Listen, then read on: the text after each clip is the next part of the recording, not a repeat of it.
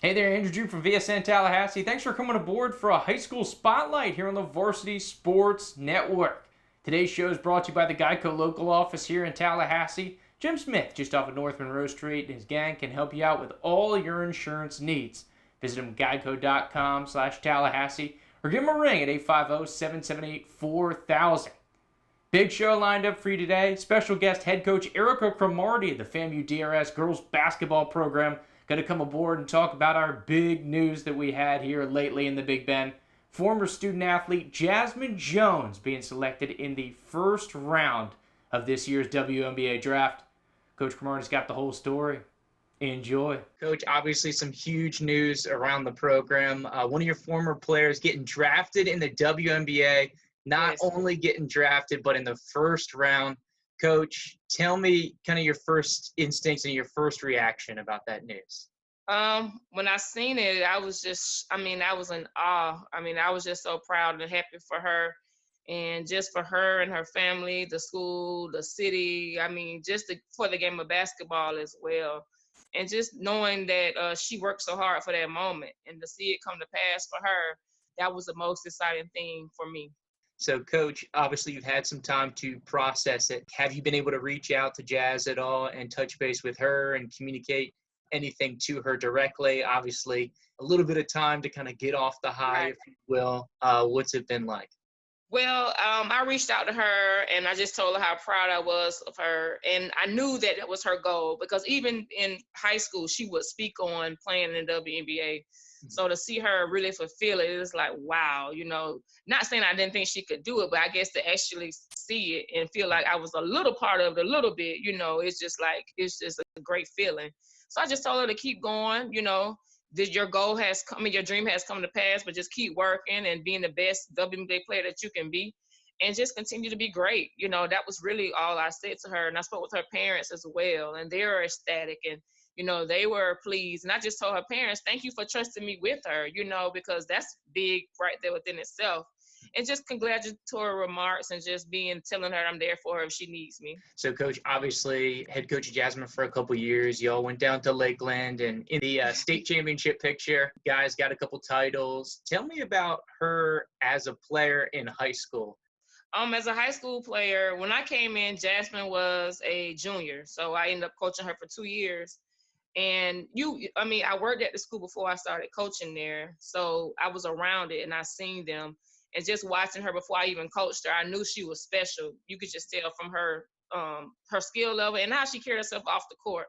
So when I had opportunities to coach her, I was excited because I knew that she already had talent, and I was just hoping and praying that I could bring something more to what she already had. And she was phenomenal. It wasn't a time where she didn't listen. She always was attentive. She always wanted to make herself better, her teammates better. People ask me, and I would tell them I would coach Jasmine all over again because the experience was well. She was very, like I said, she was receptive. She took the lead as the leader. She made people around her better, and that everybody doesn't do that all the time. So I was excited. I enjoyed the 2 years I had with her. So, Coach, even going back to those highlights and looking at some of the Final Four ones, I was checking those out the other day. Confident Yeah, shooter, good-looking stroke, all the yeah, kind of things you talked about, her being very coachable and also having a good defensive presence, which you all are that's known for the last right. 2 decades, it seems like. To get to that level, you have to have some special qualities and you have to have some intangibles. What was she like just as a young lady? She was an honor roll student. She had good conduct in school. The teachers enjoyed her, the staff. She was just an all around good person. I can't really say anything bad about her because it wasn't nothing bad there. The community embraced her. And off the course, she could be a clown sometimes, playing, dancing, and just having a good time. But then when it was time to take care of business, she knew to do that. Do you have kind of a favorite Jazz moment throughout those couple years that you can recall? Yeah, I actually do have a great Jazz moment. And if she ever sees this podcast, she might kill me. But it was her senior year. And as you know, Andrew, with Family High, we do not take a back seat to competition. Mhm. Like, we really don't care the size of the school or the class. If we feel like it's a good game and we can get better, we're going to play it. So at this time, we were on a stretch. It was like, I think, like right after Christmas break. And we went to we went to Orlando for the Christmas tournament. And in that tournament, you played the top heavy teams. So we had just came from that. And then it was Dr. Phillips out of Orlando. We had at FAMU High School. Then we played Choctaw like 2 days later. Then after that, we played East Gaston and then Rickards. And so I remember Jazz coming to the locker room and she was like, Coach. And I was like, yeah. She's like, we tired, Coach, we tired. She was like, we were playing some really tough teams. And I was like, I know. I was like, but it's going to make y'all better. Like, you know, you're going to realize, you know, it's going to benefit you. And she's like, well, I guess so. But, Coach, I'm tired. And I was like, I know. And I was to my assistant coach. I was like, Coach, I didn't realize I picked all these games in here like this.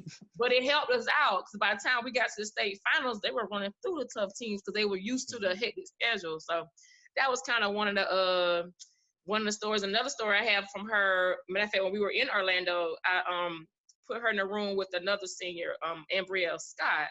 And I think we might have ate a buffet that night, and I think Embrielle had got sick or something. And so their room was right next to mine. And I guess, you know, stomach was hurting. Jazmine came running in my room, Coach, breathe. She's about to die or whatever. So I'm like, what is going on? So I run over there. And granted, she was sick, but it was just kind of how, like, Jazz was just, like, lost. She's like she was about to die. Like, Coach, what you gonna do? What we gonna do? I'm like, calm down. Like, she'll be fine. But it was just those moments right there. And I think a lot of her moments are off the court moments because we just had so much fun. And that's what it's about in high school. You know, those memories you can take with you forever. So I think those two are the moments that really stand out for me with Jazmine. Very cool, very cool. So, Coach, obviously, she was a big-time player in high school and then big-time player in college. Did you ever get the chance to go see her when she came to Tallahassee? Because obviously, familiar opponent. We as a team, we went to see her, I think, 2 times throughout her 4 years. Because, you know, in college, it's not like high school. You both play a home and home. It's just one time, you know, that season you'll go to that place. So every time they came to Florida State, we were there. But we were there deep too. So, you know, and then that showed the younger girls like, wow, you know, this girl went through the same program I'm in now. Like, you know, what that means for me. So that was part of the reason why we took the team as well too. Very true, very true. And that's a great segue, Coach. Talk a little bit about that because obviously we talk about it being historic. What does it speak to the community as a whole or these younger girls in Tallahassee maybe thinking about getting involved in basketball? I think it shows them that it can be attainable because the first person that did it, Delilah Ash, we actually played AAU together. But, you know, we're older, so a lot of this generation probably didn't even know that she actually had opportunity. So I guess for them to see someone that's not too far from them in age, to see them actually do it and to see them come from the same place they came from, and I won't even say just FAMU High, but just come from Tallahassee. And that tells them like, wow, you know, even if I don't go to that school, just me being in this area, somebody has done it. So I think it's going to give them motivation like, dang, like my goal can be reached because somebody else has already done it. So I just think she not only put on for herself, but she put on for the community and the state as a whole.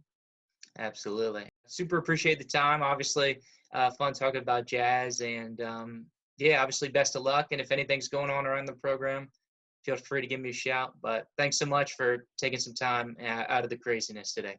Thank you so much, Andrew. And that's all we have time for here on today's show. Thanks again to Coach Cromartie. She told me to give her seniors a shout out, and I think well deserved. Both of her seniors, Ashley Reddick and Letitia Taylor, going on to continue their academics at college next year.